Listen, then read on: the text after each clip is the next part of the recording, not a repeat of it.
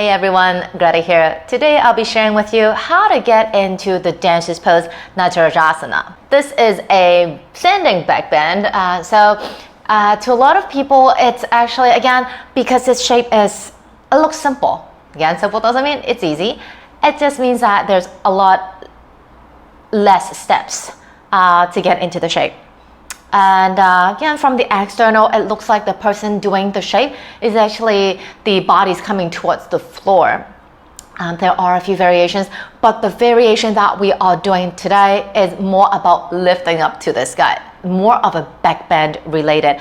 And actually, dancer's pose, it is a standing back bend.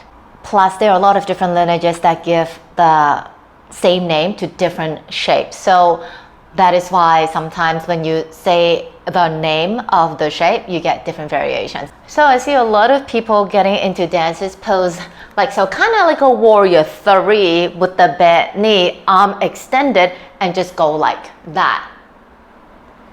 That's not a bad shape. That's actually quite good because you have to balance on one leg. And also you are reaching the arm out and also having a little bit of the hip flexor, the thigh muscle extending. So that does feel quite nice. However, what's missing in this particular variation is the back bend element.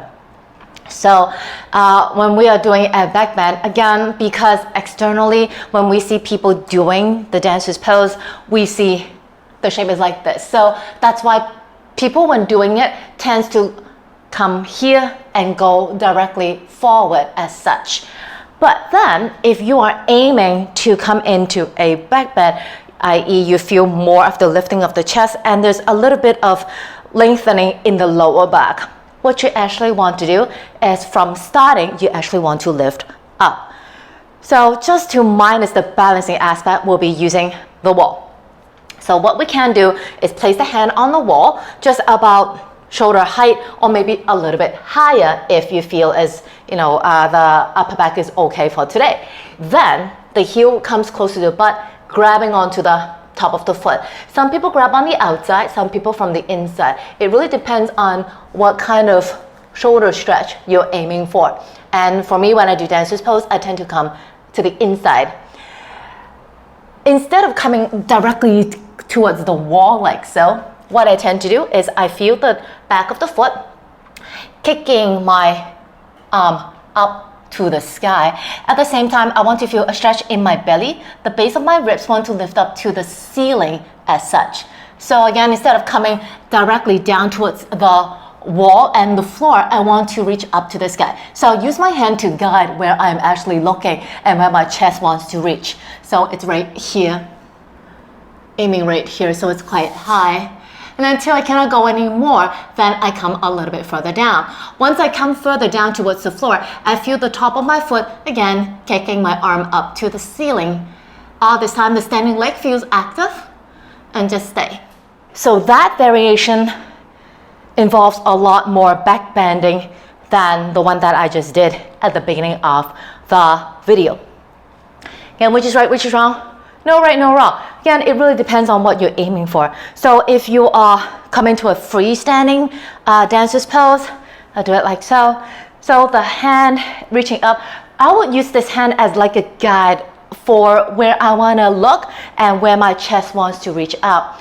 So once I'm here, the back of the foot, leading my arm up to the sky, stretching the collarbones, and then aiming up. The base of my ribs want to reach up to the sky as well. Belly stretching. Slightly lower abs hugging in. Back of the foot, the top of the foot rather, keep lifting, lifting, lifting. Till I can't go anymore, then I come a little bit closer down towards the mat, but continue that lift. So again, no right, no wrong. It really depends on what the practitioner is aiming to do, whether they want to, be more focused on balancing on one leg, having more of a less deep opening in the front body, okay? Or they're aiming for, balancing on one leg and also a spinal extension, also hip extension. So aside from the practitioner, the teacher also should know how to guide you on what they are aiming to do. One very important element is your gaze, your drishti, your focal point. Where you look, your body would follow. If you're looking over the horizon, the body would come towards the mat or to come towards the floor. Rather, if you're looking up to the sky, it's very, very natural for the chest to lift a little bit, okay, and also for the leg to follow as well. Just remember, don't forget to breathe. And if you're aiming for the back bending version, it's the entire spine lengthening and not just dumping the entire pressure onto the lower back. Don't forget you also have the chest and also the leg to help you out. That's it for my sharing for today. Something really fast, but I thought it would be nice to share just to differentiate, different variations of the dancer's pose. Like my video, share it, and subscribe to my channel. And if you want to practice with me in person and online, just DM me, IG, and Facebook, and I'll get back to you ASAP. Take it easy. Bye-bye.